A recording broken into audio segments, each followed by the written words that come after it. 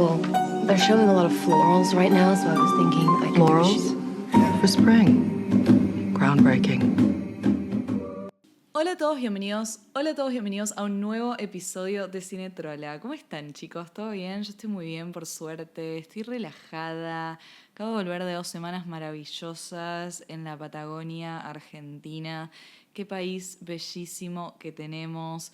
Grabé un episodio con algunos como pensamientos que tuve de ese viaje dentro de la sección Cine Trola Viajera. Así que no sé si ya está el episodio. O sea, no sé cuál voy a subir primero, si este o el de la Patagonia. Debería subir este porque, bueno, es de una serie que se acaba de terminar y la verdad que la gente está como loca porque necesita hablar del tema. Así que me parece que voy a subir este primero. Pero puede ser que ya esté el de la Patagonia. Bueno, no importa. El de la Patagonia yo lo grabé ayer. Ahora estoy grabando este episodio sobre una serie que creo que revolucionó a casi todo el mundo. Esa es la verdad. Una serie que a mí me gustó a medias. Le daría, creo que unas 3 estrellas, quizás 3 estrellas y media a esta serie. Más que nada a la primera mitad de esta serie le daría tipo un buen puntaje. Los últimos capítulos, más o menos, los últimos 4 o 3 capítulos me la bajaron muchísimo. Pero bueno, estoy hablando de la serie Love Story, una serie cuyo productor ejecutivo fue Ryan Murphy. Ryan Murphy, el hombre responsable de habernos dado series como American Horror Story o como también Glee, que es una de mis series favoritas en el mundo. Es un tipo que tiene una marca bastante personal con lo que respecta a la ficción y la estética y las historias que elige contar y de la manera que elige contarlas. Love Story es una serie que estuvo basada en la historia de amor entre John F. Kennedy Jr., el único hijo varón de John F. Kennedy, el presidente de Estados Unidos, y Carolyn Bessette Kennedy, una mujer que empezó siendo PR de Calvin Klein en los 90. Ambos se volvieron en la It Couple neoyorquina de los años 90, probablemente la pareja o una de las parejas más famosas de los 90 y una de las parejas más famosas de la historia en general. Una pareja que tuvo una historia de amor trágica porque su vida terminó, la de ambos, en 1999, para ser exactos, el 16 de julio de 1999, luego de que una avioneta, en realidad piloteada por John F. Kennedy Jr., se estrellase en el mar antes de llegar a Martha's Vineyard y matara a él, a su esposa y a la hermana de su esposa, Lauren Bessette. Una historia muy, muy trágica, pero que igualmente revolucionó al mundo, tanto por su tragedia como por la importancia de ellos cuando estaban vivos. El mundo estaba obsesionado con ellos y ahora pareciese que la obsesión ha vuelto a renacer porque todas las chicas se quieren vestir como Carolyn Bessette Kennedy, todas las chicas quieren vestir a sus novios como JFK Jr. Bueno, hay una obsesión que está dando vueltas por el mundo y mi idea con este episodio es no solamente hablar de la serie, pero sino hablar un poquito sobre estas personas, porque a pesar de que esta serie sea ficción y que se aclare que hay eventos que están dramatizados por el simple hecho de entretener al público y todo lo que quieras, y a pesar de que Jack Klosberg, el sobrino de JFK Jr., nos haya pedido a todos que veamos esta serie con una F mayúscula para ficción, y que no nos lo tomamos en serio, quieras o no, esta serie está basada en personas reales, en personas que vivieron, que tienen un legado, y vamos a remarcar mucho en esta palabra, en este episodio, la palabra legado, qué significa tener un legado, y qué significa que muchas personas hayan conocido a estos dos jóvenes por esta serie. ¿Qué tanta responsabilidad se tiene cuando adaptás la vida de personas reales, ¿no? De personas que vivieron, que tienen familia, que sigue viva, que están siendo como afectadas por esta serie. De todas estas cosas vamos a hablar en este episodio. Obviamente que va a estar lleno de spoilers este episodio, así que si no te viste Love Story, anda a vértela, está en Disney+. Creo que la idea de la serie es que cada temporada va a contar una historia de amor diferente y la primera, bueno, fue de JFK y CBK. Contexto, muchas veces cuando voy a hablar de Carolyn Bessette Kennedy voy a decirle CBK porque se me hace más fácil y porque estoy acostumbrada a decirle así.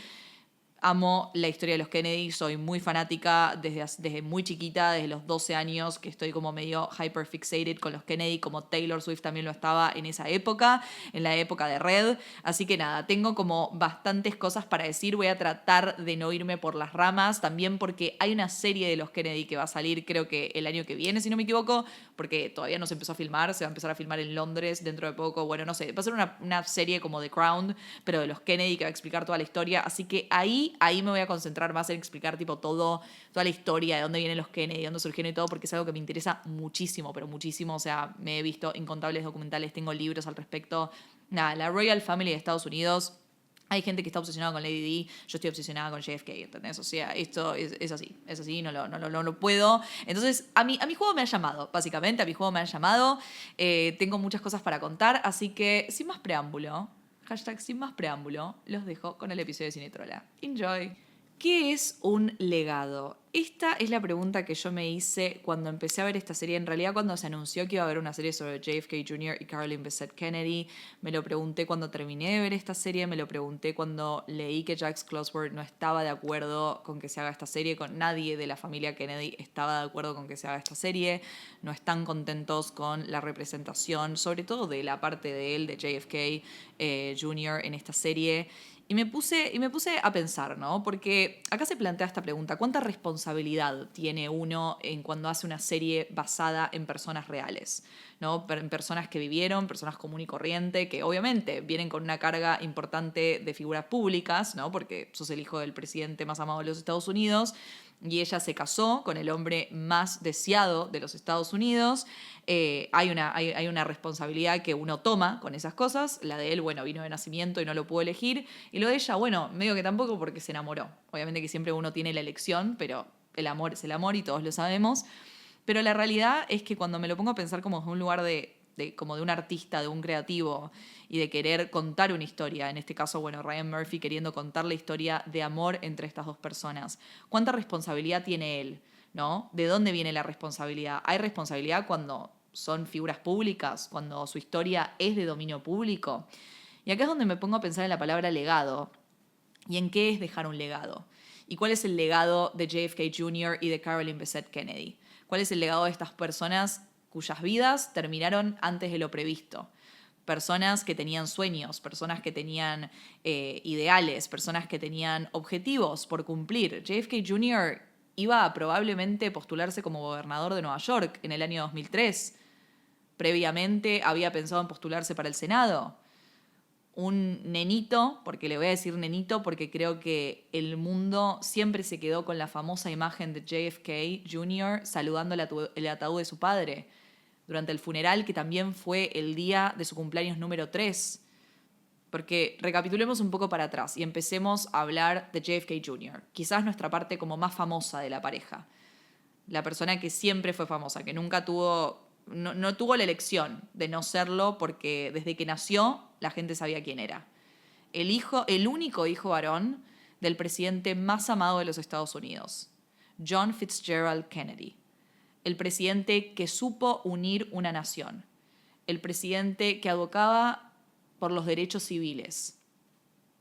El presidente que prometió un Camelot. ¿Qué es Camelot? Porque vieron que en Love Story se menciona mucho la palabra Camelot, el concepto de Camelot. Camelot obviamente viene de la leyenda del rey Arturo, todos la conocemos o supongo que la conocen. ¿Qué pasa?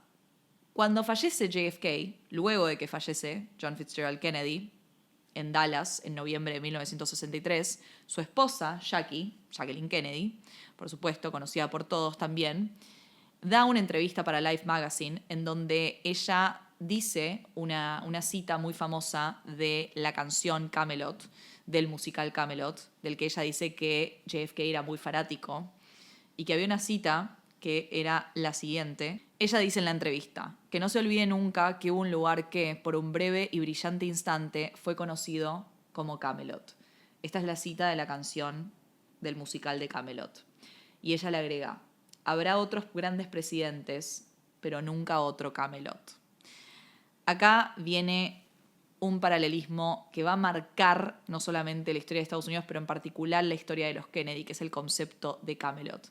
Cuando hablamos de Camelot, hablamos de ese Estados Unidos unido, de ese Estados Unidos lleno de promesa, algo propio de la década del 60. La década del 60 es una de mis décadas favoritas para analizar porque fue una década de cambio. Fue una década en donde literalmente se tiraron todas las piezas del ajedrez y se fueron a la mierda. En donde vino la revolución con toda. En donde había promesa de un mundo mejor, un mundo de cambio, un mundo en el que todos podíamos ser iguales. Y John F. Kennedy tuvo mucho que ver con eso. Representó esa ilusión, esa esperanza de la década del 60.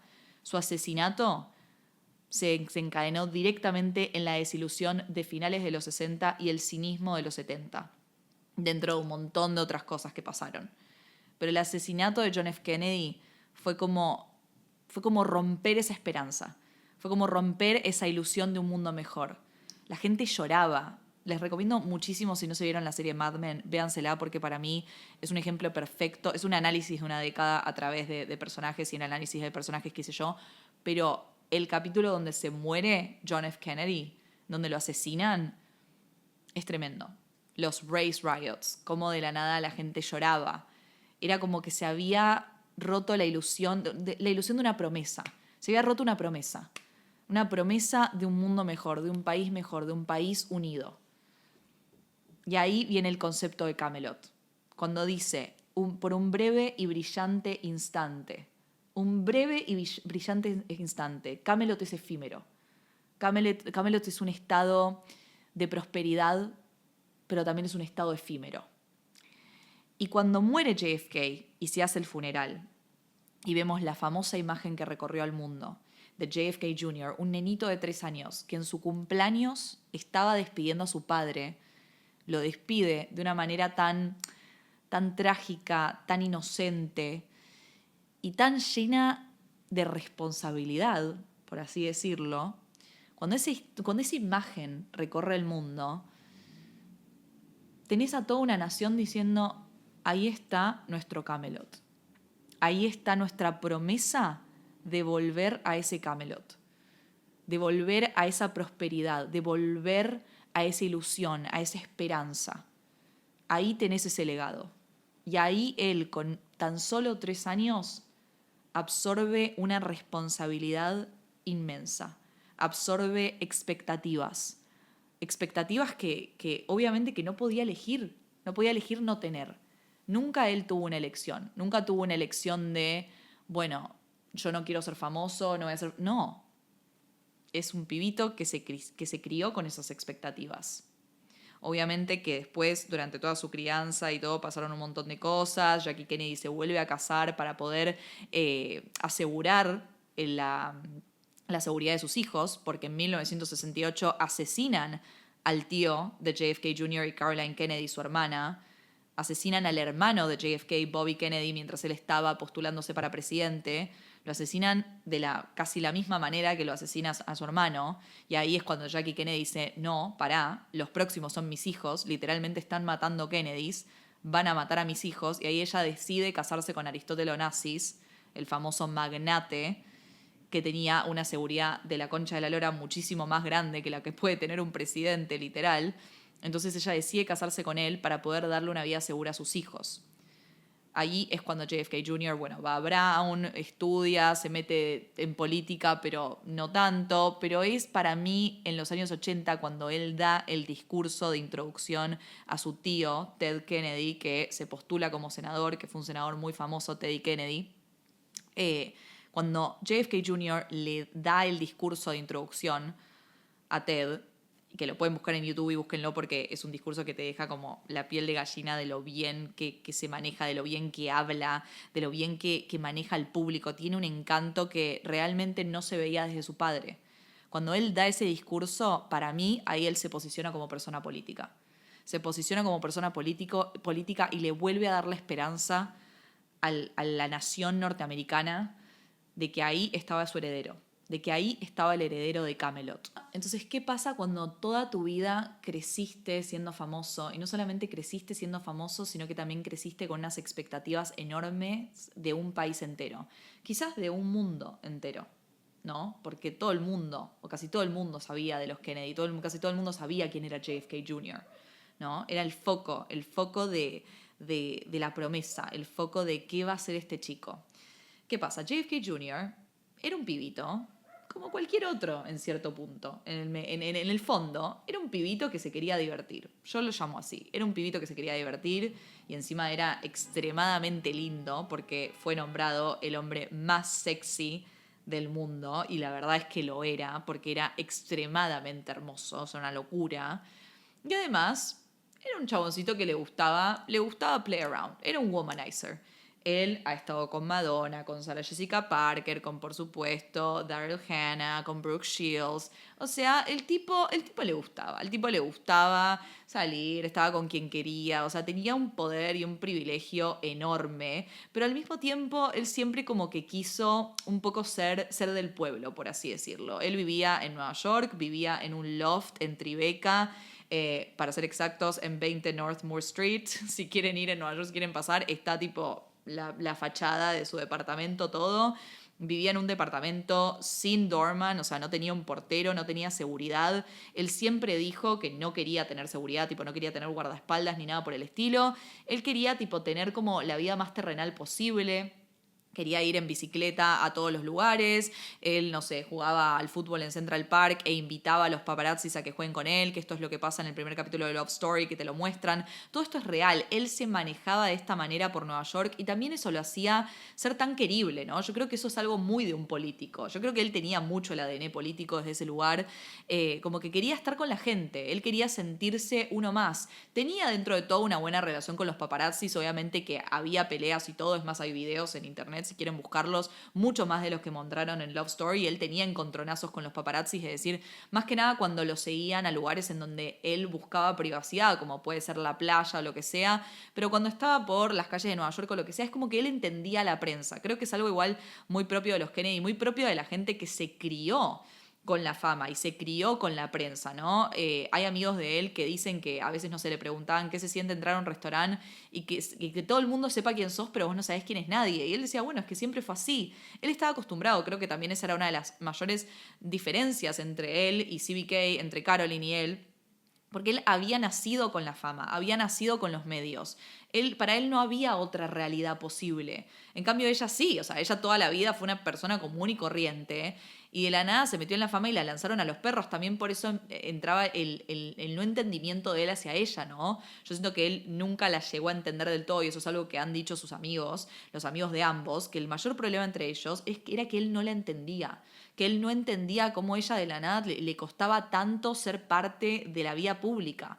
¿Por qué le costaba tanto tipo la relación con los medios? O sea, él como que decía, bueno, pero pará, no es tan grave, ¿entendés? Y ella como, esto es lo más grave del mundo, esta no es una vida, yo no estoy acostumbrada a eso. Y ese era el mayor conflicto entre ellos. Y también el hecho de que ella no le dejaba pasar una.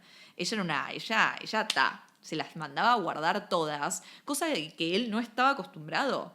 O sea, piensen que él era la persona más exitosa, tipo más exitosa en el sentido tipo más famosa, más el eligible bachelor, ¿entendés? Todo el mundo quería estar con él, más deseada, era la persona más deseada de Estados Unidos, con más privilegio. Y de la nada tenés una mina que no te da lo que vos querés, que te dice, no, esto no es así, babito, esto no es así. Y ahí entra el famoso mito de Carolyn Bessette Kennedy, primero siendo Carolyn Bessette. ¿Quién fue Carolyn Bessette? Carolyn Bessette fue una mujer común y corriente como vos y como yo, que no nació con plata ni nada por el estilo. Una mujer que terminó trabajando para Calvin Klein en publicidad. Una mujer que Calvin Klein la vio y dijo, ¿quién es esta mina? ¿Quién es esta mujer que destella enigma por todos lados, carisma, simpatía?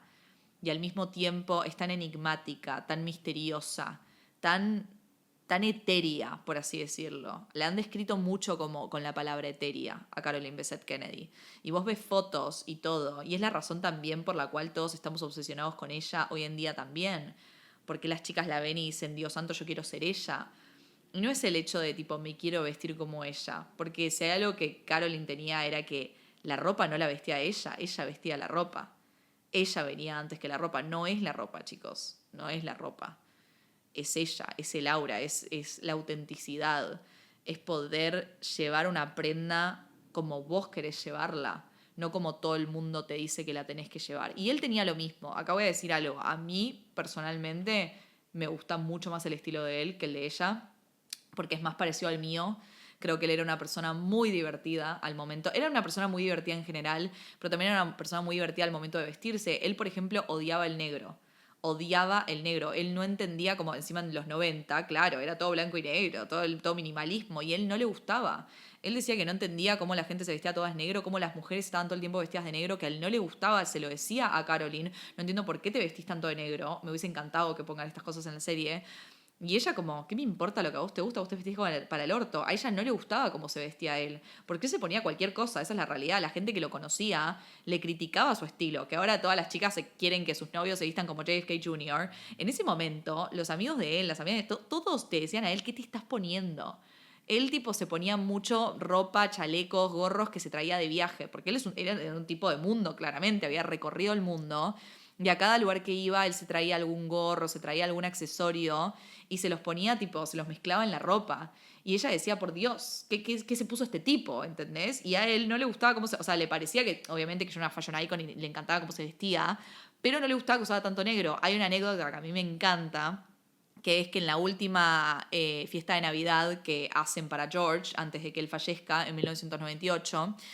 él puso una regla. Él dijo, bueno, yo les hago una fiesta de la concha de la lora, todo lo que quieras, pero nadie va a venir vestido de negro. Yo necesito que nadie venga vestido de negro. Y él se fue con un traje de terciopelo verde. Creo que no hay fotos de esto. Esto lo contó la asistente de él, Rosie, que él fue con un traje de terciopelo verde y la única persona que fue de negro fue Caroline. O sea, literalmente ella fue de negro. Y le dijeron, ¿pero qué haces de negro? No se podía venir de negro. Y ella dijo, sí, yo no trabajo acá. Ese era el tipo de persona que era Caroline. Ese era el tipo de persona que era Caroline. Caroline era graciosa, pero tenía un humor ácido. Tenía un humor ácido que no te dejaba pasar una. Era ocurrente, era oportuna y al mismo tiempo era simpatiquísima, era súper, súper buena, súper que tenía un instinto muy maternal. Hay amigos de ella que cuentan que es un poco el speech, a mí me gusta mucho el speech que da la mamá de ella en Love Story, Anne, la actriz que actúa de Anne, en donde cuenta esta historia como para remarcar lo buena persona que es ella, ¿no? Lo poco egoísta que es, y eso es algo que se decía mucho a los amigos. Los amigos de ella decían, ella era una persona completamente empática, todo el tiempo empatizaba, y a pesar de que tenía este aura tan misterioso y tan enigmático y tan y tan como etéreo, por así decirlo, que vos pensarás, y es lo que la prensa decía en ese momento de ella, que ella era tipo súper fría y que era mala y que era una bitch y qué sé yo, porque tiene esa pinta de nada, mujer de moda, súper etérea, súper misteriosa, que decís, uy, esta debe ser una perra. Y en realidad después los amigos salen a hablar y dicen, era la mina más buena del mundo. O sea, era la mina más buena del mundo y hacía, y como que tenía este poder de hablarte y hacerte sentir que eras la única persona en el mundo. Y creo que eso es la clave para la gente encantadora. Creo que el encanto es algo que viene innato. Y siento que el encanto de ellos dos es lo que la gente está enamorada hoy en día, que ven en la serie y dicen cómo puede ser que estas dos personas sean así. No es la ropa, no es la estética noventosa, que eso también igual es un punto súper fuerte de la serie. Creo que el punto fuerte realmente es el encanto de ellos dos y creo que es lo que más resalto de Sarah Pagan y Paul Anthony Kelly, que son los actores que interpretaron a JFK y a CBK, es el encanto. Es el encanto y aún así los amigos de ellos en la vida real dicen que están muy bien los actores, pero ni ahí pueden realmente captar el charm que tenían estas dos personas. O sea, era realmente, vos los veías y decías, listo, primero son las personas más lindas que pisaron este planeta Tierra y segundo son las personas más encantadoras que pisaron este planeta Tierra, ¿entendés? El encanto para mí es lo mejor que puede tener una persona, lo más atractivo que puede tener una persona. Creo que hay una de mis escenas favoritas en la serie, que ahora vamos a empezar a mechar un poco con la serie, me gustaría ir como capítulo a capítulo hablando un poquito de qué me pareció cada uno. Cuando ellos van en su primera cita, que creo que es en el primer capítulo ya, cuando ellos tienen el cortejo inicial, para mí es lo mejor que tiene la serie, porque realmente let's go flirting, o sea, volvimos al chamullo, por Dios. Cuando van en la cita y ella le va y le pregunta, ¿cuándo te diste cuenta que eras el hijo del presidente? Yo creo que eso es encanto puro. encanto puro, que una persona te haga ese tipo de preguntas. ¿Qué es eso de, ay, cómo estás? Bueno, ¿qué hiciste hoy? No. ¿Qué se siente? O sea, ¿cuándo te diste cuenta que eres el hijo del presidente? Ok, baby, ok, woman. O sea, ¿a quién se le ocurre arrancar con esa pregunta? Yo creo que a él en la vida le habían hecho esa pregunta. En la vida. Obviamente que nadie sabe lo que pasó en la primera cita de ellos dos y qué sé yo. Y acá es donde la serie se toma libertades que no me molestan porque claramente nunca nadie va a saber lo que pasa dentro de unas puertas, dentro de puertas entre dos personas. Pero mamita querida, yo siento que a través de esas conversaciones se ve el encanto, sobre todo que ella tenía. Y sobre todo, y esto es una realidad que lo han dicho muchos amigos y que se ha escrito sobre ello y que lo ha dicho él en su momento y que lo cuentan una y otra vez, que es verdad que ella a él le dio como una dosis de su propia medicina, algo que no representan en la serie, que para mí, y acá vamos a empezar a hablar un poco de a quién deja mejor parado la serie, ¿no? Porque, y me parece muy interesante, porque a medida que voy hablando con personas y a medida que voy leyendo cosas y a medida que voy escuchando podcasts quizás, la gente tiene bastantes different takes en esto, ¿no? Hay gente que dice que la serie la destruye a ella, hay otras personas que dicen que lo destruye a él, hay gente que los idealiza a los dos. O sea, hay como muchas opiniones con respecto a quién deja mejor o peor parado la serie. Yo tengo mi opinión concreta y es que para mí a él la serie lo deja bastante mal parado, pero por una cuestión específica que voy a contar. Yo creo que a ella la reivindica mucho, lo cual me encanta, pero al mismo tiempo no le hace justicia en ciertas cosas que también voy a mencionar, pero creo que overall hay una idealización de ambos orientado a esta nueva generación, por así decirlo. ¿Y a qué me refiero con esto? Yo creo que hay una idealización que existía en los 90 y hay una idealización que existe ahora para una generación que es extremadamente nostálgica y creo que por eso la serie también funcionó tan bien, porque tiene una estética noventosa alucinante. Creo que lo mejor que tiene la serie es el trabajo de archivo que maneja. O sea, hay un trabajo de archivo extremadamente minucioso y hay una manera de representar los 90 que es alucinante. El diseño de producción de las oficinas de Calvin Klein, creo que mis escenas favoritas, más allá de las de ellos dos al principio de la serie, son las que ella tiene en Calvin Klein. Todas las escenas que ella tiene con Calvin, todas las escenas en la oficina, o sea, hay un podcast que hicieron para la serie oficial de Fox, de FX, en donde hablan del diseño de producción y de cómo investigaron como los diseñadores favoritos de Calvin Klein en la época. Lo voy a dejar linkeado acá porque es excelente. O sea, hay un trabajo de diseño de producción muy bueno para realizar las oficinas de Calvin Klein.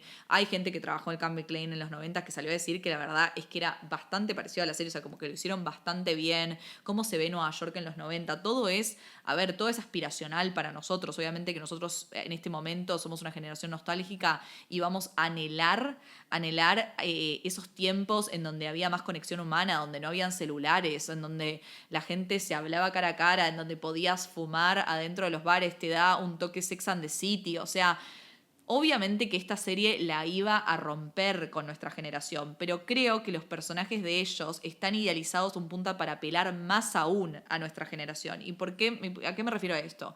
Lo que venía diciendo es que hay algo que no te muestran en la serie, y es que él, en ese momento, era un womanizer. O sea, él era un gato. Él era un gato, pero como él solo. O sea, como les dije, había salido con Madonna, con Sarah Jessica Parker, con Brooke Shields, con Daryl Hannah. O sea, el tío salía. Hay un comentario de Anthony Radziwill, el primo y el mejor amigo de él, que me encantó el actor que lo interpretó, fue uno de mis favoritos, en donde él le hace un comentario como medio que es un gato en el primer capítulo o en el segundo, que no para de salir, pero como que en la serie un poco te lo desdibujan, o sea, no te lo muestran tanto. Es más, cuando él está con Daryl Hannah en la vida real, y te lo dicen todos los amigos de él y las amigas de ella, hubo un overlapping, o sea, fue medio ilegal. O sea, fue medio ilegal cuando ellos empezaron a salir realmente, JFK Jr. y Caroline Bessette, como que medio que se pisaron las cosas. Medio que se pisaron. También, por ejemplo, el tema de la carta que él recibe.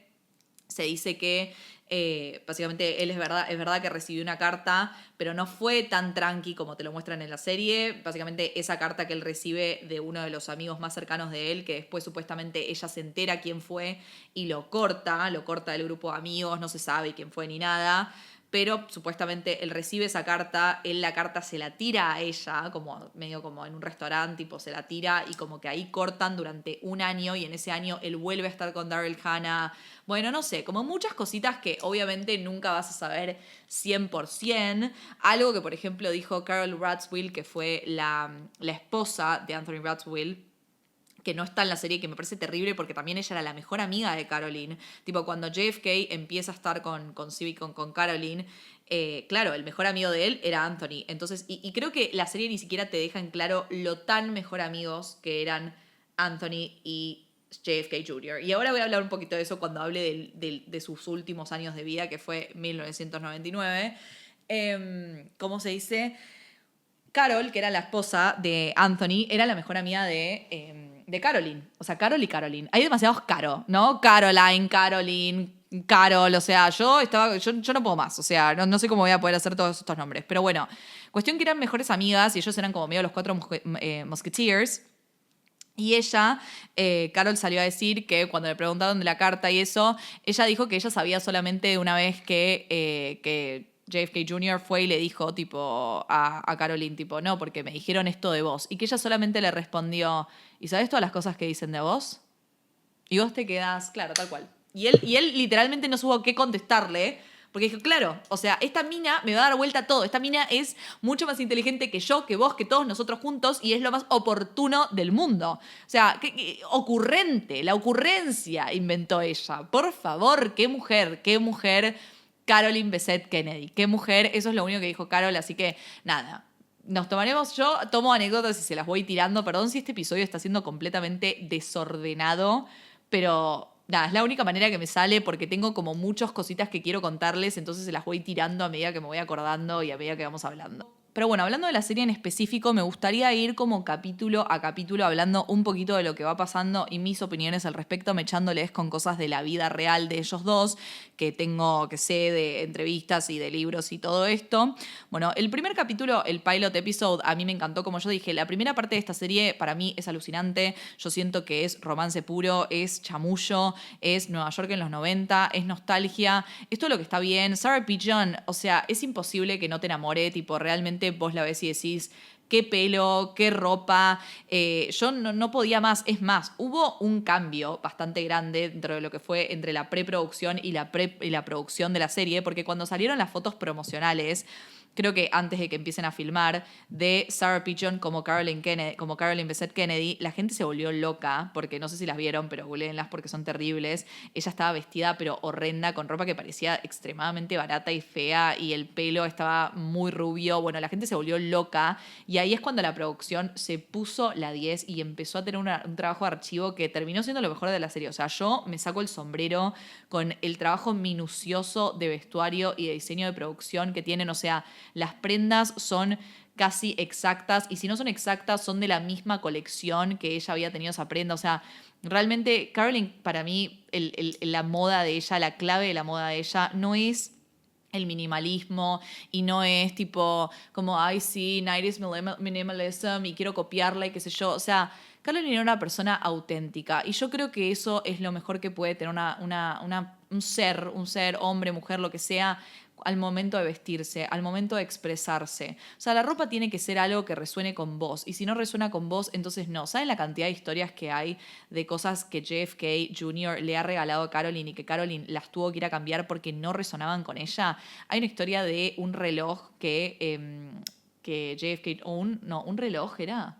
No me acuerdo si era un reloj o unos aros. Bueno, que en realidad JFK Jr. le regaló a ella para después de su casamiento o algo así, que en realidad era algo que le había regalado Aristotle Onassis a Jackie cuando estaban juntos, y que él lo tenía y se lo regala a Caroline, y Caroline era de Cartier, y Caroline va a Cartier, creo que era un reloj, y Caroline va a Cartier y dice tipo, che, yo necesito un cambio de esto porque esto no es nada para nada yo, o sea, yo necesito algo mucho más simple. Y esto no quiere decir como, ay, bueno, ella seguía en la tendencia del 90s minimalism, todo lo que quieras. Es una chica obviamente que era del mundo de la moda, trabajó en Calvin Klein muchísimos años, entonces tuvo la influencia muy grande de Calvin Klein y todo, pero creo que ante todo fue una mujer que se mantuvo fiel fiel a sí misma en lo que tenía, en lo que usaba. Creo que es muy triste ver a tantas chicas como decir como, ay, bueno, así te tenés que vestir como Caroline Bessette Kennedy. ¿Por qué no pensás en cómo te querés vestir vos, gorda? O sea, pensá en quién querés ser vos. ¿Quién sos vos? O sea, yo, por ejemplo, les digo, tipo, obviamente puedo verla a ella y decir, tipo, qué linda que se vestía, pero no pienso por qué linda de por qué, tipo, qué lindo el 90s minimalism. O sea, no soy una persona minimalista. O sea, me puedo vestir así un día, pero yo me identifico muchísimo más, como les dije, con el estilo de él. Porque yo soy me pongo cualquier cosa. O sea, yo me voy poniendo lo que me pinta y me encantan los colores. Y no soy tan fanática de vestirme toda de negro tampoco. Como que cada vez que me visto de negro es como, ay, bueno, ¿qué le puedo poner para darle un pop de color? O sea, ese es mi estilo personal. Y para mí eso es lo más lindo. Creo que lo que pasa con ella también es que, y vamos a decirlo clarísimo acá porque no vamos a endulzar nada, ella era una tipa alta, recontra flaca, o sea, chicos, hay un montón de ropa que se pone ella que le queda así, que la gente lo romantiza, pero no por la ropa en sí, sino porque es una chica alta y flaca, o sea, vamos a decir las cosas como son. Skinny privilege de acá a Japón. Si querés hablar de la moda de los 90, nos tenemos que ir para ese lado, al skinny fashion que había en los 90, ¿ok? Y lo problemático que era. Y veo toda esta romantización que pasa en TikTok, en las redes y qué sé yo, y yo me quedo tipo diciendo, ¿pero realmente vos pensás que estás glorificando la ropa o estás glorificando el cuerpo de la tipa? Pues estoy segura que estás glorificando el cuerpo de la tipa. Pues es una realidad, porque eso era gran parte de donde se basaba la moda de los 90. O sea, es así, no vamos a endulzarlo con cosas que no son. Pero en sí, en este capítulo nos muestran a este personaje femenino tan icónico, tan enigmático, tan todas las cosas que les acabo de decir. Creo que lo mejor que capta Sarah Pigeon de Caroline es lo eléctrica que era, lo hipnótica que era. El pelo, chicos, o sea, vos ves el pelo y no lo podés dejar de mirar. Vos decís, ¿quién es esta mujer? ¿Quién es esta mujer? ¿De dónde salió? ¿Cómo la tiene tan clara? Yo vi estos primeros capítulos con mi amiga Ori y estábamos tipo, boludo, no puedo creer cómo lo saca a pasear a todos los hombres. Cómo esta chabona la tiene tan clara, tan clara. Y acá igual venimos a resonar con algo de nuestra generación, que es este miedo tan grande a ser vulnerable. Acá vamos a hablar de un concepto que nos ha enseñado la maravillosa Amy Dunn en Gone Girl, que hace poco vi un TikTok, me apareció, de una chica que hablaba de Love Story y comparaba el personaje de Caroline con un poco el de Amy Dunn en cierto sentido, porque sentía que algo que pasa en el anteúltimo capítulo de Love Story también, es cuando se cae esta fachada de la chica cool, ¿no? ¿Qué pasa en los primeros capítulos de Love Story? Vos ves a Caroline jugando a ser perseguida, básicamente. Ella tiene a JFK Jr. enfrente y se le hace la difícil. Y vos decís, ¿cómo verga te le estás haciendo la difícil a JFK Jr.? O sea, a mí me tiemblan las piernas. El tipo me dice, me das tu número y yo ya me lo estoy chapando, ¿entendés? Y no, ella de la nada no le da el número, le dice, ¿sabés dónde trabajo? Chau, hasta luego, me voy, ¿entendés? O sea, lo deja esperando, no le atiende el teléfono. Y esto, en la vida real, pasó, o sea, los amigos de él, los amigos de ella y todo, han dicho de que a él lo volvió loco el hecho de que ella no le daba bola, que por primera vez una mujer no le estaba dando bola, una mujer lo estaba haciendo trabajar por ella, estaba playing hard to get a un hombre que nunca nadie lo hizo trabajar por nada, una mina común y corriente lo estaba haciendo trabajar y estaba diciendo no. Y a ver, uno puede pensar, lo hizo de juego, lo hizo que no. Hay algunos amigos de ella que dicen, no, ella no es que estaba jugando, es que le tenía miedo, que ella le re gustaba a él, pero le tenía miedo como a su magnitud, como a lo grande que era, lo que eventualmente la terminó destruyendo, que fue la fama de él. Ella le tenía terror a eso, entonces es como que no sabía cómo manejarse. En la serie, lo que medio que te dejan en claro es, ella estaba jugando un juego, o sea, y es lo que pasa en el anteúltimo capítulo de la serie cuando él le dice algo terrible que es como, te extraño, como que él a ella le reprocha mucho esto de, vos ya no sos como cuando te conocí, vos cuando te conocí eras divertida, te encantaba salir, te encantaba estar ahí, como que tenías otra actitud, viste, te extraño, tipo, extraño a esa Caroline de la que me enamoré. ¿Y cuántas veces pasa en la vida real, de que las chicas pretenden ser alguien que no es, que no son. O sea, chicas que dicen tipo que se hacen las cool girls y ay no, yo que te respondo cada, no sé, 10 horas y ahí te digo que no puedo este día y qué sé yo, y no es real. A ver, si vos sos una persona, para mí es perfecto entender que una mujer tiene sus tiempos y que una mujer tiene su trabajo y que una mujer tiene sus amigos y sus cosas. Y para mí no hay nada peor que cancelar planes por un chabón, más cuando recién lo estás conociendo. Para mí una tiene que tener muy en claro como sus prioridades, ¿entendés? Más cuando llegás a la adultez, cuando estás ya en finales de tus 20, en tus 30, ¿viste? Creo que una mujer ahí tiene que tener en claro sus prioridades, tiene que tener en claro quién es, quiénes son sus amigos, quiénes son... O sea, tiene que tener en claro una mujer eso en ese momento y me parece perfecto como que si querés tomar algo de lo que es Caroline, lo que fue Caroline en la vida real, porque yo creo que Caroline se asemejaba mucho más a esto en la vida real, que era simplemente una mujer que tenía en claro sus prioridades, ¿entendés? Y no iba a ceder tan fácilmente por un tipo así que tenía todo servido en bandeja, o sea... Pero yo no creo que se tenga que hablar de juegos, ¿entendés? Yo no creo que se tenga que hablar de, no sé, no mostrarte vulnerable porque, ay, si no, tipo, no me vas a querer más. Que es lo que eventualmente ella le dice en el anteúltimo capítulo, que es terrible, que creo que eso resuena mucho con nuestra generación, donde ella le dice, tipo, claro, o sea, una vez que me mostré vulnerable ya no me quisiste más.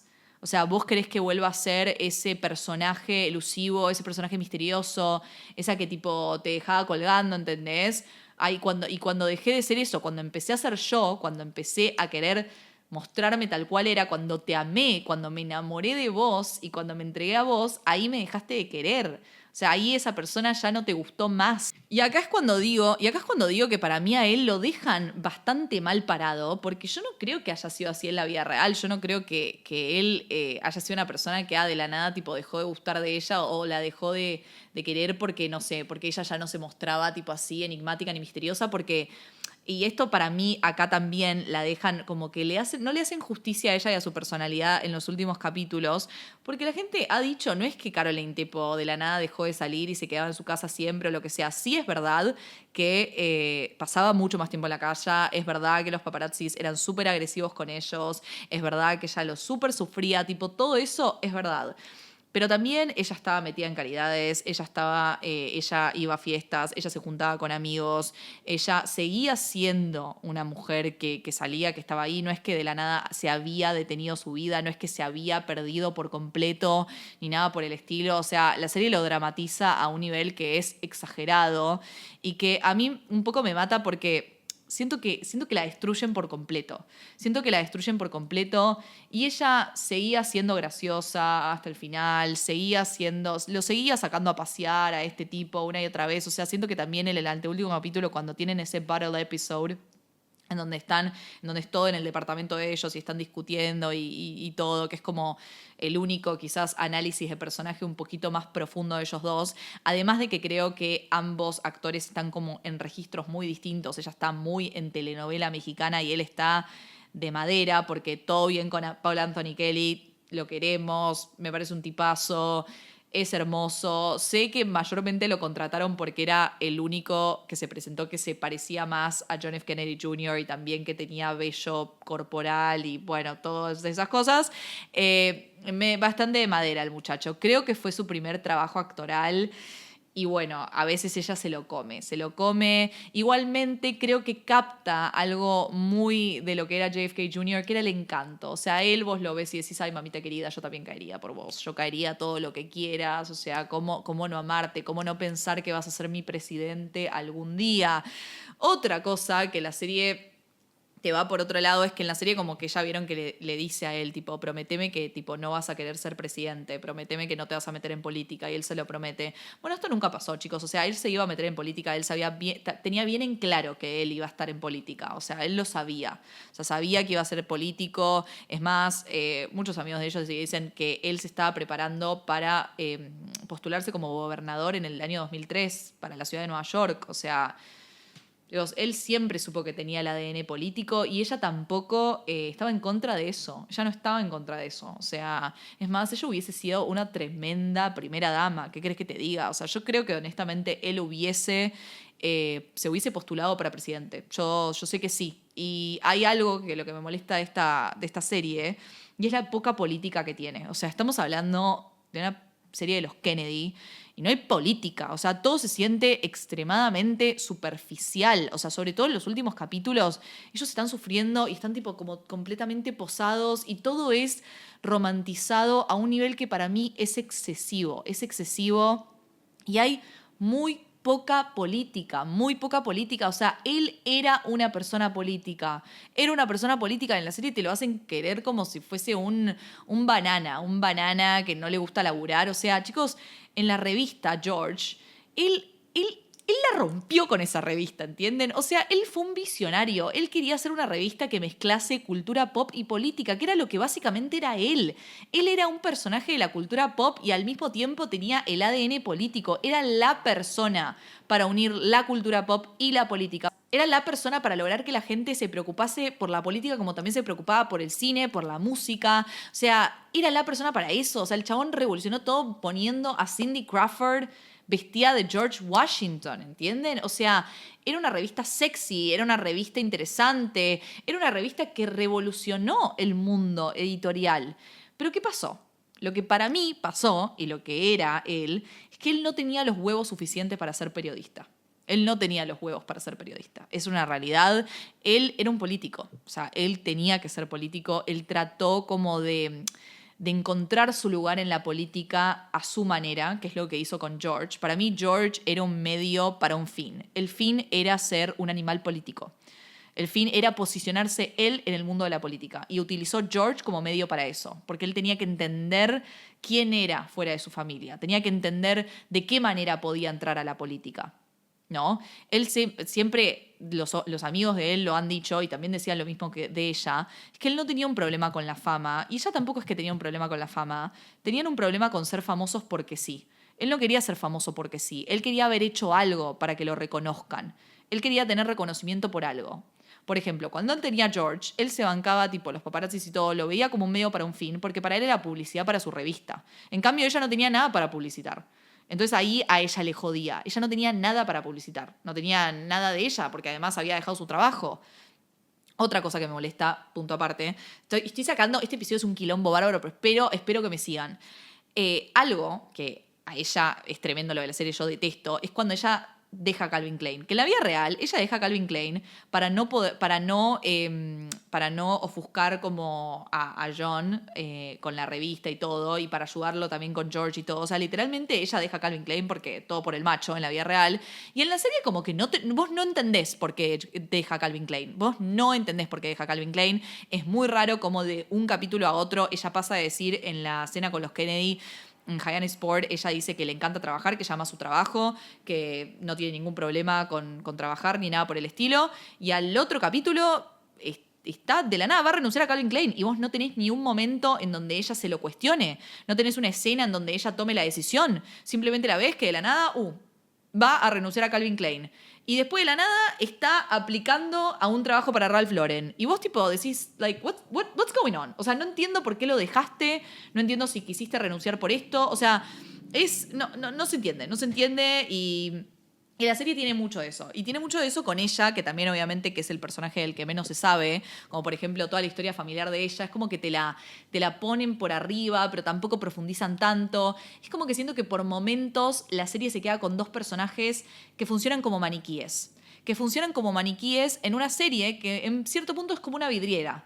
O sea, es una vidriera, es un poco lo que critica, por así decirlo. Siento que es una depiction de los medios de ellos como personas idealizadas, ¿no? Como que ellos son de la nada una it couple. Como que la serie se concentra en eso. Y eran mucho más, o sea, realmente eran mucho más. Como decía, me molesta la poca política que hay.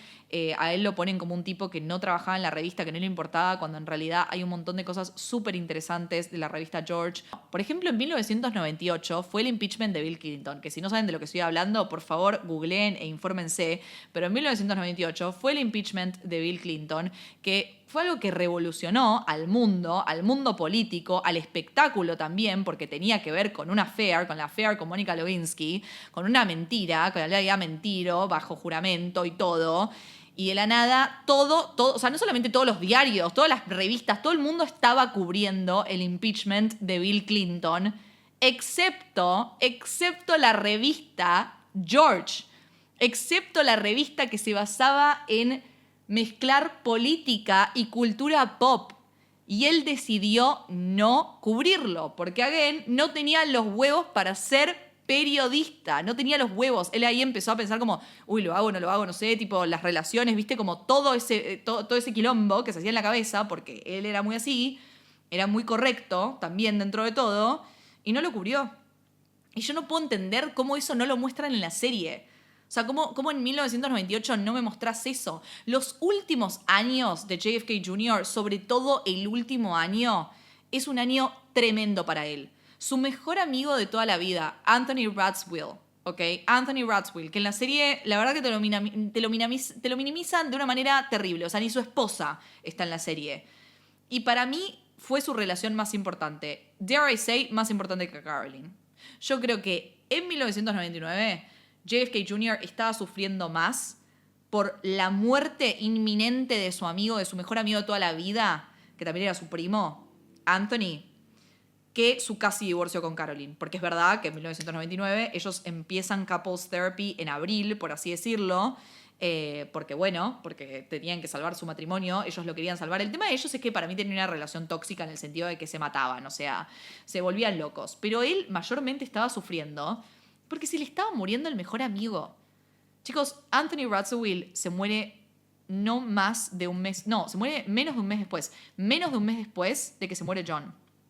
Se muere el 10 de agosto de 1999. John se muere el 16 de julio de 1999.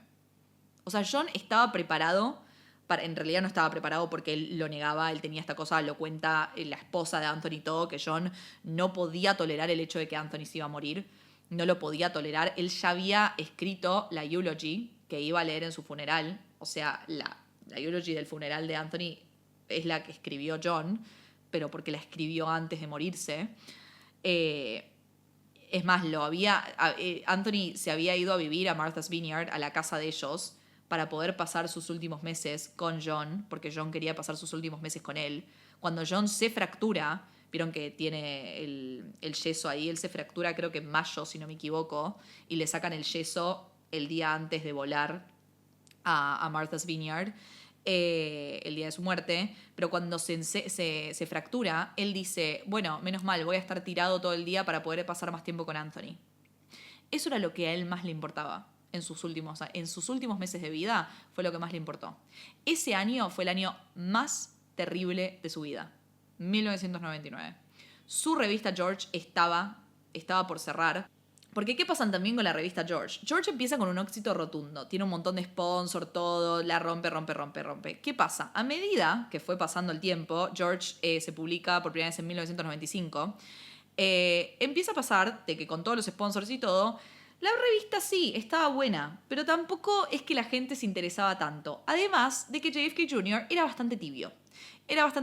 No cubre el impeachment de Bill Clinton en 1998, eso lo hace perder un montón de sponsors. El año anterior, en 1997, él había prometido que por el aniversario de la Cuban Missile Crisis, algo que fue completamente importante en la historia de su padre, en la historia de John Fitzgerald Kennedy, su archienemigo Fidel Castro, JFK Jr. había dicho que iba a ir a viajar a Cuba y que iba a tener una entrevista exclusiva con Fidel Castro. Esto no pasó, o sea, él le vendió todo el advertisement, le vendió todo a todos los sponsors, les vendió publicidad para ese issue de la revista, para que pongan, prometiendo que iba a ser un perfil en Fidel Castro, ¿ok? Él viaja a Cuba y Fidel Castro llega y le dice, no te voy a dar una entrevista. Todo lo que te voy a decir es off the record, no puedes publicar nada, no tenés ni una foto, olvídate. Y John F. Kennedy vuelve de ese viaje completamente derrotado, diciendo obviamente que no voy a cubrir a este tipo porque no me dio nada. Y ahí, pum, pierde un montón de advertisers. Si vos ves lo gorda que era la revista George cuando recién se publica y lo que era en 1998, es impresionante la diferencia. Y todo es porque pierde publicidad. Y vos sin sponsors no tenés plata. Lo que te da plata la revista no es tanto cuánto se vende, es los sponsors que vos pones en la revista. Es así, la plata está en la publicidad. Entonces, él sí vendían copias, no vendían tantas como al principio, vendían copias, pero nadie le ponía publicidad, nadie ponía publicidad en la revista. Entonces, ahí empieza a perder plata, lo llaman los jefes de la editorial, todo, y le dicen, Paquito, tu revista está pendiendo un hilo. Entonces, el mejor amigo se estaba por morir. Su matrimonio estaba en la lona también. Y encima le iban a cerrar la revista que básicamente él había puesto todo su amor y su corazón. Entonces, de más está decir que el año 1999 no estaba siendo un año fácil per se para JFK Jr. y su esposa Caroline Bessette Kennedy. A mí me flashea el hecho de que estas dos personas estaban pasando por todo esto y en el 16 de julio de ese mismo año sus vidas hayan terminado de manera tan prematura.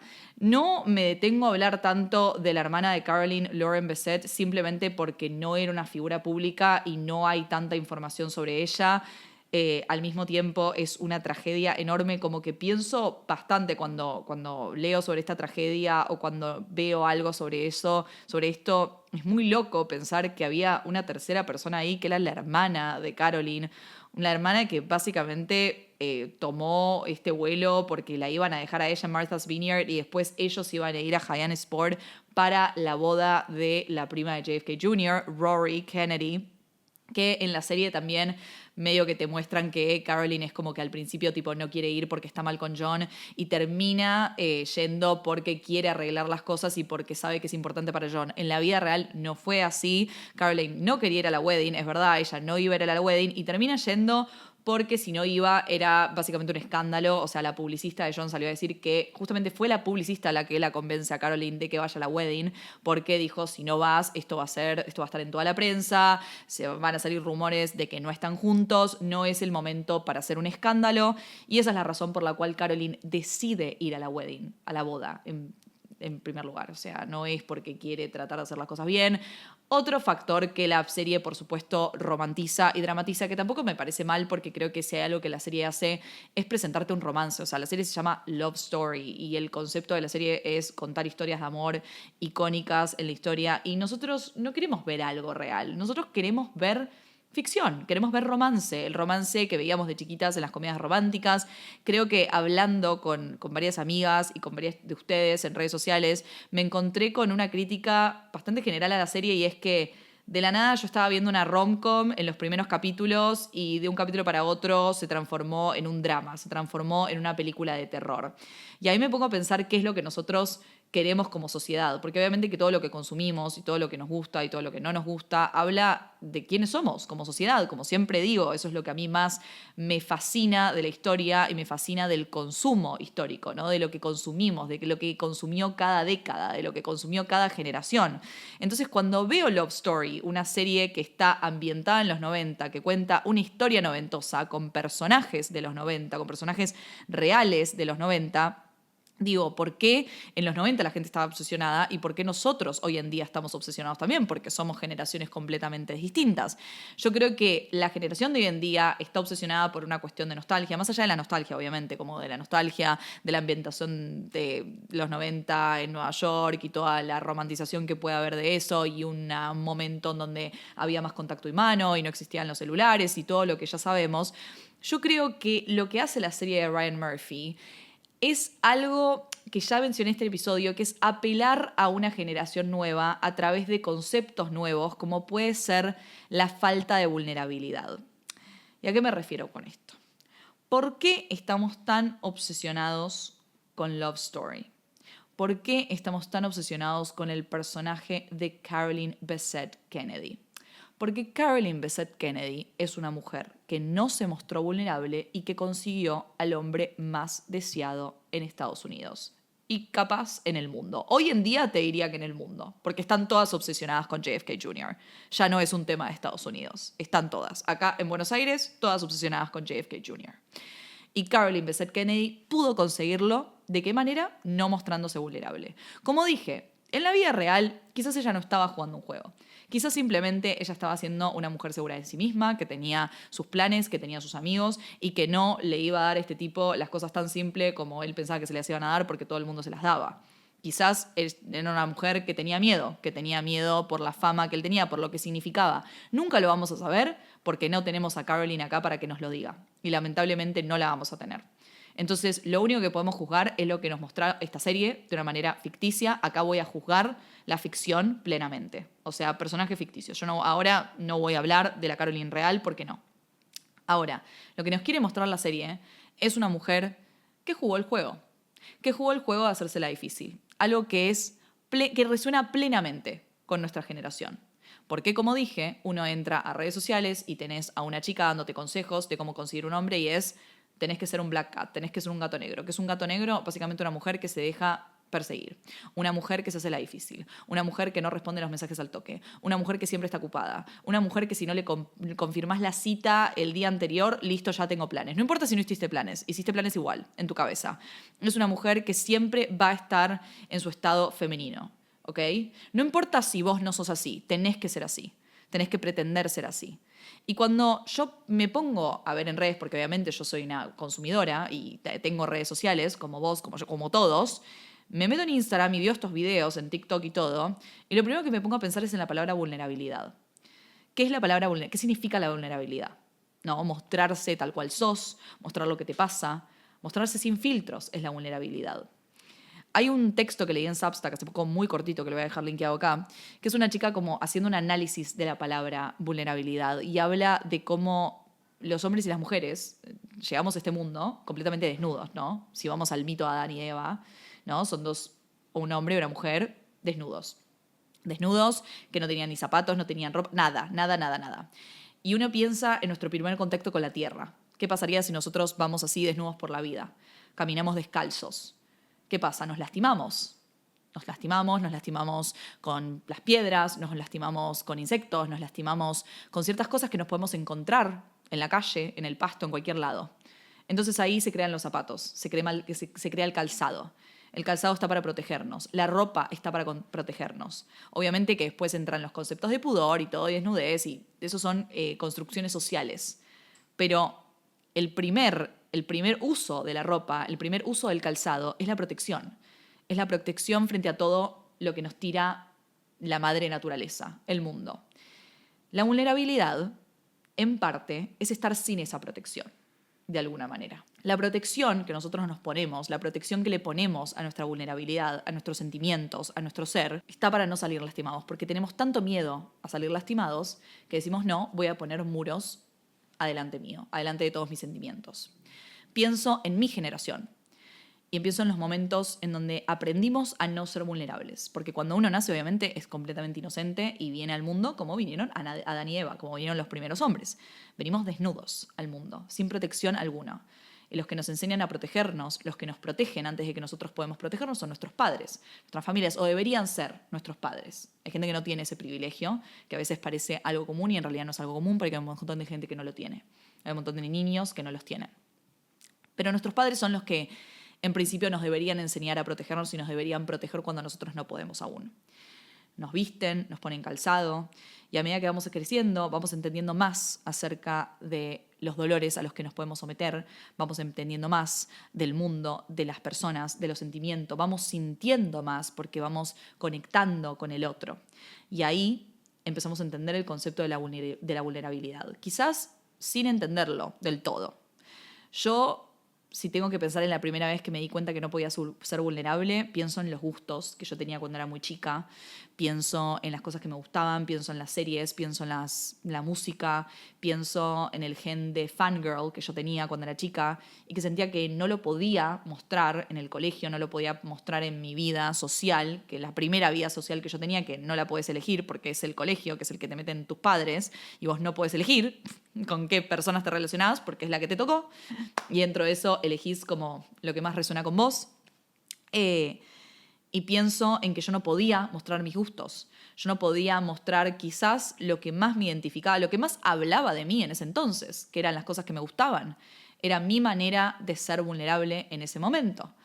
Y yo entonces apelaba a la internet, apelaba a los Tumblrs, apelaba a las cuentas de Twitter, todo secreto. Pienso en mi generación, en la cantidad de cuentas de internet secretas que teníamos. Y siempre eran secretas. Era muy raro que alguien contase que tenía una cuenta en internet en donde compartía sus gustos y por lo tanto en donde se encontraba vulnerable a su colegio, a sus compañeros. No, era todo secreto. Nosotros íbamos a internet a poder expresarnos. Nosotros teníamos estas cuentas, nosotros hablábamos de la música que nos gustaba, hablábamos a veces de nuestras vidas privadas, la gente contaba sus problemas, las cosas que les pasaban en el colegio y se lo contabas a extraños. Se lo contabas a personas que no te conocían, que no conocías en la vida real. Tenías amigos de todo el mundo. Yo tenía amigos literalmente de Europa, de Asia, de Estados Unidos, de todos lados, de todos lados. O sea, yo me expresaba tal cual era. Yo era vulnerable en internet, pero no podía hacerlo en la vida real. Yo en la vida real ni siquiera podía hablar de las cosas que me gustaban. Y ahí creo que empecé a poner esa capa a mi vulnerabilidad. Ahí empecé a entender que ser vulnerable no estaba bien visto. Y en algún punto del camino lo empecé a linkear con lo romántico y lo empecé a linkear con mi relación con los hombres. Yo soy una mujer heterosexual, entonces me gustan los varones. Me gustan los varones y mi deseo en los varones arrancó, no sé, a una temprana edad, cuando me empezaron a gustar los primeros chicos, pero ya cuando estaba en la secundaria empecé a ver a los hombres como algo que iba a pasar eventualmente, ¿no? Iba a tener mi primer beso, iba a tener mi primera vez, iba a tener mi primer novio. Y yo sentía que si yo mostraba mis gustos, si yo mostraba quién era yo, no iba a conquistar a nadie. En mi cabeza era lo menos atractivo del mundo mostrar quién era yo. Mostrarme vulnerable no era atractivo. Y yo empecé a vincular, quizás yo y también quizás vos, empezamos a vincular la vulnerabilidad con lo no atractivo. Y me quiero detener en esta palabra. ¿Qué es atractivo? Porque yo cuando veo Love Story y cuando veo las reacciones a Love Story y a Caroline Bessette en específico, porque de JFK Jr. lo único que se dice es ¡ay, qué lindo que es! ¡Ay, ya no hacen hombres así! ¡Ay, que tiene pelo en el pecho! Cuando se habla del hombre, se habla desde un lugar mucho más superficial, de alguna manera. Es como, mira qué lindo que es. Dios, ya no tiene no tiene que hacer nada. Y me doy cuenta porque, honestamente, yo viendo la serie, siento que lo dejan muchísimo mal parado a él. Y no veo gente hablando mal de él. Sí, mínimo es, ay, qué boludazo, pero qué lindo que es. Qué lindo que es. Hasta yo misma en este episodio he dicho, yo también quería, mira qué lindo que es, mira qué hombre que es.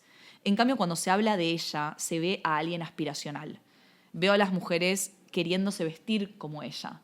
Y no solamente porque la ven y ven una mujer linda, sino porque ven a una mujer atractiva. ¿Y qué es lo que la hace atractiva? No ser vulnerable. ¿Por qué nos gustan tanto los primeros capítulos? Porque ella está como este personaje. Porque ya está ese personaje que no se muestra, como que lo quiere, como que lo hace pelear por ella, no le contesta los mensajes, va en esa cena con los amigos y le dice, no, ya me voy. Y él le dice, ¿cómo que te vas? Y ella le dice, sí, solamente me dijiste de tomar algo. Dijiste drinks, listo, yo hice dinner plans. Yo hice planes para cenar. ¿Puedo ir? No, no puedes ir. Y nosotras decimos, wow, qué mujer. ¿Y por qué decimos qué mujer? Porque nos enseñaron a que eso es lo atractivo. A que si te mostrás como sos, entonces no sos atractiva. No sos atractiva. No sos lo que el mundo nos enseñó que era atractivo. ¿Qué es atractivo? Una mujer que se hace la difícil, una mujer que está bien en su feminidad, una mujer que está ahí como toda posando, que se prende un pucho y es flaca y es alta. Y acá no quiero hablar mal del personaje porque no tengo ningún problema. A mí también, yo estoy diciendo esto porque a mí me pasó eso. Porque yo viendo los primeros capítulos con mis amigas decía, por Dios, qué clara la tiene esta piba. Yo, la verdad es que soy un plomo. O sea, soy una boluda al lado de esta tipa. Y seguramente a muchos de ustedes les pasó lo mismo. Entonces, inevitablemente me pongo a reflexionar. ¿Por qué pensamos eso? ¿Por qué ese es el aspiracional? ¿Por qué cuando encima después la serie lo que te muestra es justamente el tipo se enamoró de una persona que no era porque eventualmente esa fachada del juego, de la no vulnerabilidad, se cae? Porque somos seres humanos, no somos maniquíes de los 90. Somos seres humanos. A pesar de que Ryan Gosling te quiera... Dios. A pesar de que Ryan Murphy te quiera poner las escenas como si ella todo el tiempo estuviese en pose, a pesar de que esté en la lona. Ese frame en donde ella está abajo de la mesa de vidrio y está como encerrada y vos la ves y parece, la verdad que parece una campaña de Calvin Klein de los 90. Ella está en una posición miserable. El anteúltimo capítulo en donde ella le dice, esta soy yo. O sea, te dejé gustar cuando ya de la nada me volví vulnerable, cuando me entregué a vos. Hay una escena del último capítulo que a mí me gusta mucho cuando ellos van al lugar de su primera cita, en donde ella le dice a él, yo en realidad me doy cuenta que quiero ser cuidada. Yo quiero mostrarme vulnerable, yo quiero que me cuides, yo quiero que me quieras, ¿entendés? No quiero estar en este personaje todo el tiempo de, ay no, a mí nada me pasa, qué sé yo, porque no es real, porque no es real. Y a pesar de que a mí tampoco me gustaron tanto los últimos capítulos de Love Story, pero por una cuestión de que siento que pecan de lo superficial y porque podrían haber indagado muchísimo más en lo que le pasaba a ella, y creo que sí hay un contraste muy grande entre los tonos que se manejan al principio de la serie y al final, porque al principio realmente parece que estás viendo una comedia romántica, y parece que estás viendo todo re lindo, que, a ver, así empezó la historia de amor de ellos, no digo que no se haya sido así, porque sí, pero creo que podrían haber hecho ajustes en la tonalidad, sobre todo en los últimos. Para mí los últimos son extremadamente macabros, los últimos capítulos de Love Story, a un nivel que es excesivo, para así decirlo. Sobre todo en el personaje de ella.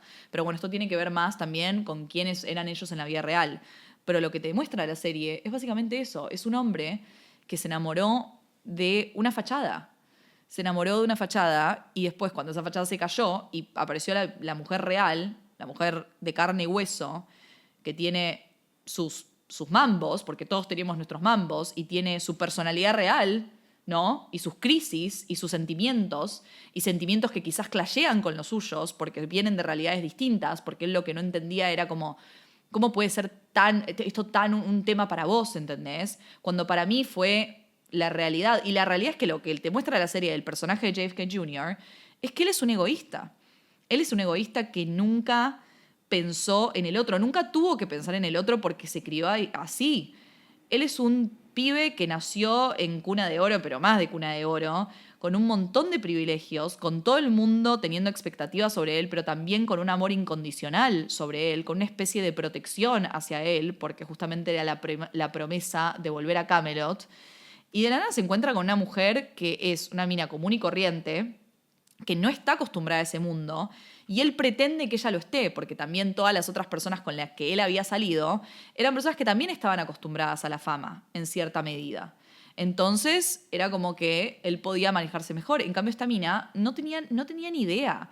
El capítulo en donde ella va a Hyannis Sport por primera vez y se somete a esa cena en donde Ethel Kennedy, que fun fact número 1000 de los Kennedy, Ethel Kennedy es la inspiración detrás de la canción Starlight de Taylor. Porque como yo les dije, Taylor salió con Conor Kennedy, su relación probablemente más problemática allá por el 2012. No fue por el 2012. ¿Salió en el 2011? Bueno, no me acuerdo, porque fue antes de Red, porque cuando le escribe Starlight es para Ethel Kennedy y Bobby Kennedy, que en realidad Bobby Kennedy ya había fallecido, pero era basada en la historia de amor entre ellos, entre Ethel Kennedy y Bobby Kennedy. Ese es el personaje de la vieja que aparece en la cena. Cuando ella va y se somete a esa cena, en donde es terrible, que él ni siquiera le dijo que se tenía que preparar, yo realmente, a mí me tiemblan las piernas. Yo ahí estaría como loca. Al otro día que no le avisa que se tenía que anotar para el desayuno. ¿Entendés? Cuando no le avisa que la cena en lo de Caroline es el cumpleaños de la hermana, ¿entendés? Y la hace caer con manos vacías. Yo creo que a pesar de que es una historia sobre gente que está años luz de nuestra realidad, siento que todos nos podemos identificar de alguna manera porque quizás todos en nuestra vida hemos salido o nos hemos encontrado con una persona desconsiderada, con una persona egoísta, con una persona que es incapaz de ver más allá de su burbuja. Vos podés hablar, ¿tiene maldad, no tiene maldad? Para mí no tiene maldad JFK Jr. El personaje JFK Jr. de la serie, repito, qué sé yo, en la vida real. En la serie, yo no siento que haya tenido maldad, pero sí peca de desconsiderado y sí creo que quizás es una razón muy contundente como para cortar con una persona así, para no estar con una persona así. Yo por lo menos siento que no podría estar con una persona así. también existe el estar enamorado y saber que el amor es la fuerza más poderosa y fuerte de todas. Y vos decís, fue una tipa que se enamoró. Muchas de ustedes me dijeron, no puedo entender cómo cambia el personaje de ella, cómo ella se pierde en esa historia de amor, cómo ella se pierde en esa pareja. Y pienso en todas las mujeres que se pierden estando enamoradas. Es algo horrendo, pero también es una realidad que a las mujeres medio que nos enseñaron que un poco para estar enamoradas teníamos que dejar de ser nosotras. ¿Entendés? O sea, las conversaciones entre mujeres siempre son sobre, bueno, me quiero casar y tener hijos, pero eso significa que, no sé, no puedo elegir estar concentrada 100% en mi carrera. ¿Cuántos momentos en series y películas nos hemos encontrado con una mujer teniendo que decidir entre el amor y su carrera? ¿Cuántos momentos nos hemos encontrado en que un hombre tiene que decidir entre el amor y la carrera? No puedo pensar en ni uno. Es más, me voy a una de mis series favoritas, How I Met Your Mother. Hay un capítulo que a mí me rompe el corazón, que es el momento en donde Robin está con Don, que es su co-anchor en el programa, y a los dos les ofrecen el mismo trabajo. O sea, a Robin le ofrecen un trabajo en Chicago para irse a hacer un trabajo en sueños en Chicago, todo. Y Robin es un personaje que siempre se identificó por elegir su carrera antes que el amor. Y este es un momento en donde por primera vez Robin elige el amor, porque rechaza el trabajo en Chicago porque se quiere quedar en Nueva York con Don. Y después en el episodio te enterás que a Don le ofrecieron el mismo trabajo y que él elige su carrera. Y que él elige irse a Chicago y no lo piensa siquiera. Y es un momento que a mí me rompe el corazón porque digo, wow, para nosotras siempre fue un tema. La carrera o el amor, la carrera o el amor. Para el hombre nunca lo fue. Nunca es un tema. En esta serie vemos a un hombre no hacer ningún sacrificio por su pareja. Ningún sacrificio, porque él no hace ninguno. Y ella deja todo. Deja su trabajo, deja su vida, deja su ciudad, porque la deja, chicos, deja su ciudad. Ella era una mujer de la calle, era una mujer que le encantaba caminar hacia el trabajo, le encantaba vivir en Nueva York. Esos capítulos en donde ella está bailando y está así, tipo disfrutando en New York, viviendo su mejor vida. Ella deja todo eso por él. Por eso también te rompe el corazón en el capítulo de la boda, cuando la madre le dice, vos te das cuenta que él no dejó nada por vos, y ella le dice, sí, él está sacrificando esta boda, porque por mí está haciendo esta boda tan chica. No estamos teniendo una big Kennedy wedding. Y la mamá le dijo, sí, esto es un día. Esto es un día. Vos estás sacrificando tu vida entera. Y eso es algo que le pasa a millones de mujeres. Porque el hombre nunca siquiera tuvo que tener este tipo de conversaciones. Nunca. No las tienen con sus amigos. Y yo las tengo todas las semanas con mis amigas. Tengo 28 años y tengo conversaciones en voy a querer ser madre, no voy a querer ser madre, voy a querer casarme, no voy a querer casarme, cómo eso influye en mi carrera, cómo eso influye en mis sueños, en el viajar, todo. Siento que las mujeres, a medida que fue pasando la historia, empezamos a tener más oportunidades, empezamos a tener como la oportunidad de elegir qué tipo de vida queremos, pero todavía no llegamos al punto en donde decimos, bueno, quizás lo puedo tener todo. Nos cuesta pensar que lo podemos tener todo. Al hombre nunca le costó pensarlo. Nunca le costó pensarlo. Y para mí esta serie lo que hace es poner foco en eso. Es poner foco en lo poco que sacrifica un hombre y en lo mucho que sacrifica una mujer. Esto es representado en una de las parejas más famosas de los 90. Una pareja que existió, una pareja cuyas vidas terminaron de manera trágica y repentina.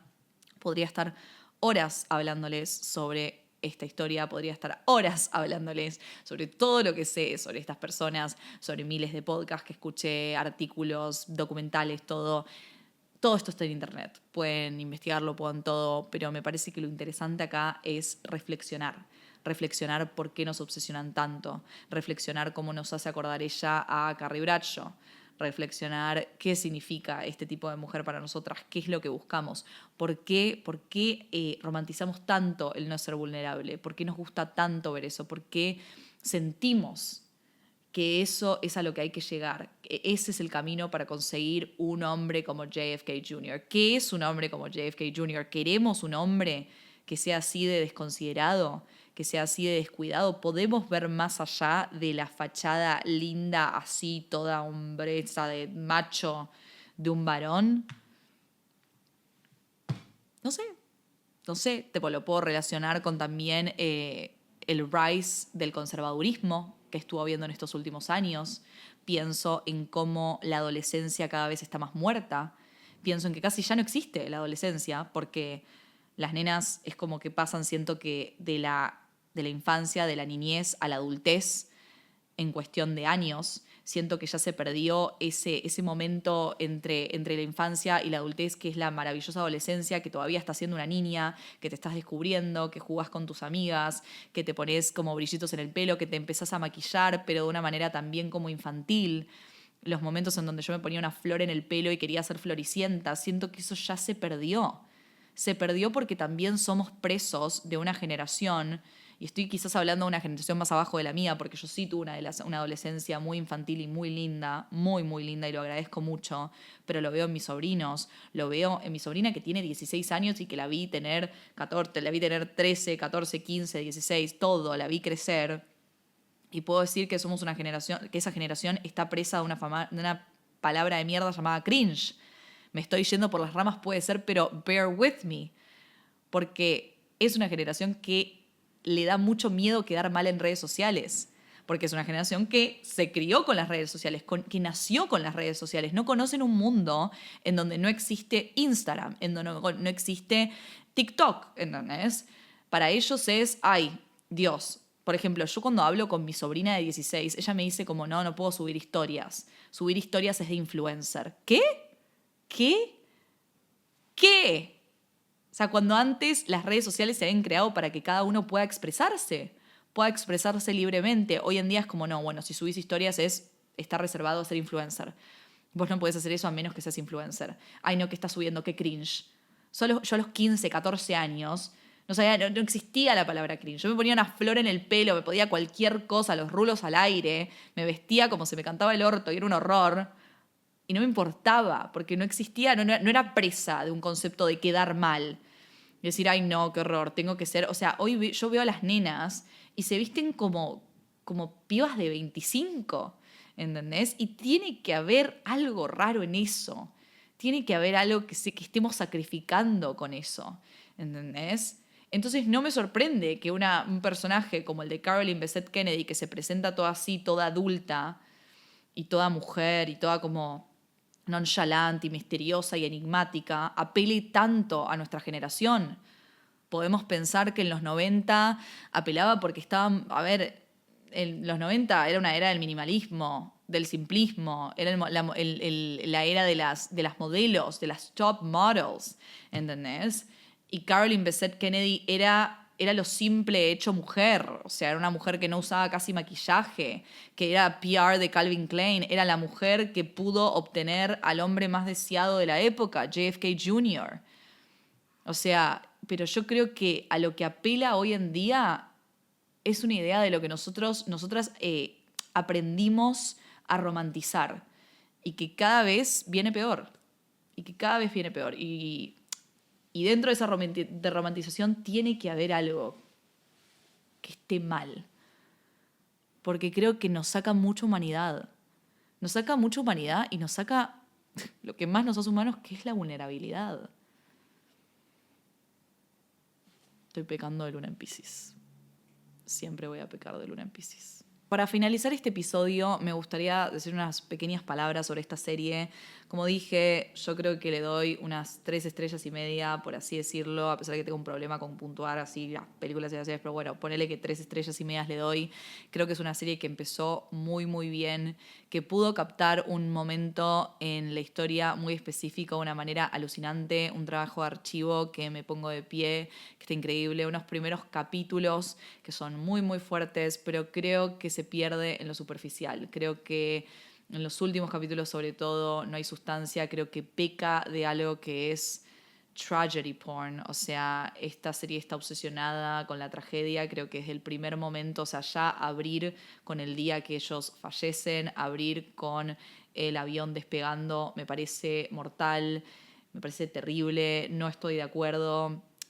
Abrir con la escena de ella cambiándose el color de uñas también me parece horrible porque hay una conversación que se dio mucho en los tempranos 2000 en donde le culparon el accidente a ella, lo que dice la mamá de Caroline en el último capítulo a Caroline, en donde le dice, ¿sabes lo que está diciendo? O sea, los periódicos están diciendo que el avión se estrelló porque despegaron tarde, porque ella tardó en hacerse las uñas. O sea, imagínense cuando años después se develó que el error fue de él. O sea, el accidente fue culpa de él, fue culpa de JFK Jr. No hay manera de romantizarlo, fue culpa de él. No tendría que haber volado y era consciente de que no tenía que haber volado.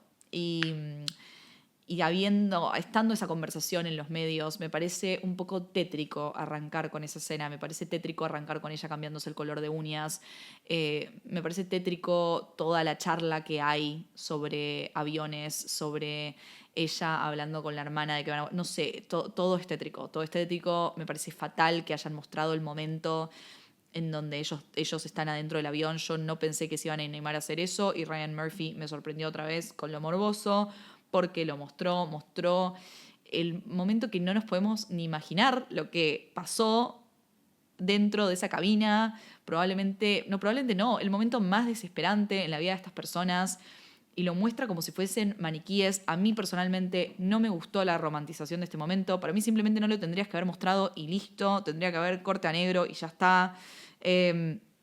Y lo muestra, lo romantiza, encima lo hace quedar como que estas personas, no sé, estaban de la nada, parecía una publicidad de perfume, por poco se prendían un pucho y empezaban a posar para la cámara, ella seguía en pose, o sea, ella está todo el tiempo en pose y seguía en pose, él también, la hermana está como ahí, o sea, es rarísimo, o sea, esta gente tiene familia que está viva, familia que tuvo que vivir esta tragedia, no me puedo ni imaginar lo que debe ser, siento que quieras o no, hay una responsabilidad sobre ello, me parece morboso, a mí no me gusta este tipo de romantización, o sea, no me gusta, no lo compraría, tipo, tampoco si esto no hubiese sido basado en una historia real, tampoco lo compraría, o sea, no me parece real, o sea, se está cayendo un avión, no es una publicidad de un perfume, esta gente se está por morir.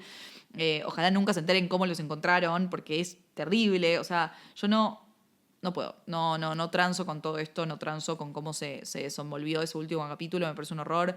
Me parece que no le hace justicia a todo lo que ha pasado en esos últimos años de ellos, sobre todo en 1999.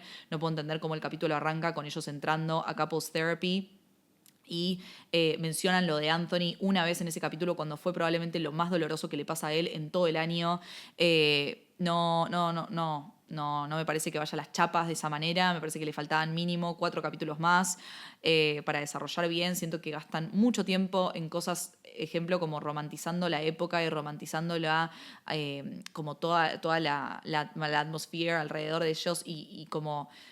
Más que nada, tipo, enfocándose en hacer una estética en vez de hacer personajes con sustancia. Y bueno, y pasa eso, va a las chapas. O sea, no tiene sentido que en un capítulo pase la couples therapy, el mejor amigo tiene cáncer, mueren en un accidente de avión, se entera toda la familia, el duelo de la familia, que encima también me parece súper tétrico y no me gustó nada. Y al final de todo, las cenizas y ellos ahí, bueno... No sé. Además, en la vida real, el que da el speech en el funeral para John es Anthony, y también me pone mal que no lo hayan mostrado. Pero, bueno, qué sé yo. O sea, no sé, siento que me pongo ahora... Siento que soy como tipo la gente con los libros. ¿Vieron que yo siempre me quejo de la gente que va con los libros abajo del cine y tipo está mal la representación? Bueno... This is my kind of representation. Pero bueno, es una serie disfrutable, es una serie que se puede ver. Binge watchable series overall. Y eso fue todo en el episodio de Cinetrola. Espero que les haya gustado. Como la segunda parte de este episodio me puse la gorrita para atrás, como que yo dije mi icon mi fashion icon de esta serie y de la vida en general es JFK Jr. JFK Jr. walk so Jacob Elordi could run, ¿ok? Tipo, that's it. Jacob Elordi ha dicho que un fashion icon de él era JFK Jr. Así que nada, espero que les haya gustado y que, bueno, hayan disfrutado la serie. Déjenme sus comentarios lo que opinaron. Perdón si este episodio se sintió muy largo y muy tipo como si fuese muchos pensamientos al mismo tiempo. Traté de organizarlo lo más posible, pero no podía porque, no sé, me pasó como que de la nada quería hablar como si estuviese hablando con una amiga, contándole todas las cosas que me pasan con esta historia, con esta serie, con todo. Es como, no sé, lo sentí como más un chit chat. En este momento me está saliendo más así. Espero que no haya sido tan enquilombado. Gracias por escuchar. Si escuchaste hasta acá, gracias.